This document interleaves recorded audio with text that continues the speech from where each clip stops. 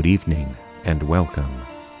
This is Mystery on the Air from the Icebox Radio Theater, a collection of suspense and horror stories based on works of classic literature from authors such as Poe, Lovecraft, and Burrage.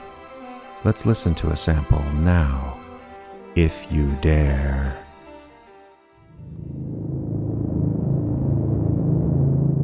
We came to the center of this city of the dead and its tallest structure.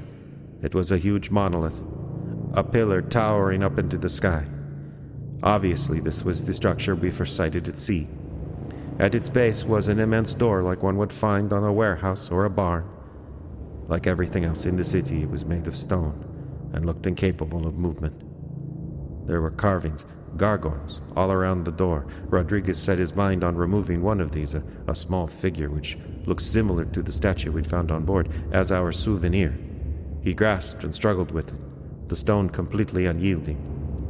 During this, Rodriguez must have touched a button or a lever, because suddenly the door in the front of the monolith began to slide up. As the doorway gaped, a tremendous rush of air forced its way out, and over us all. It was foul, putrid, the smell of death and decay itself, and so terrible was the force of the wind that Rodriguez was knocked from his feet and slid on the slime-covered stone through the door.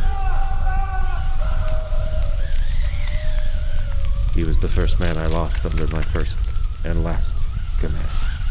But his fall through the door into what I can only assume was a kind of pit did not appease whatever it was that we had awakened.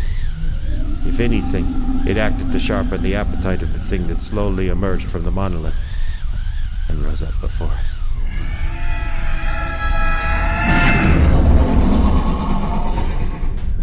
How do I describe what I saw? I cannot, other than to point to the statue we recovered as a lifeless imitation. The thing was a mountain. It was as big as the sky. It was nebulous, fluid, as if its flesh lacked substance yet still could exist in our air. It was a moving plague, a living, breathing holocaust, and it moved toward us like a hunter towards prey.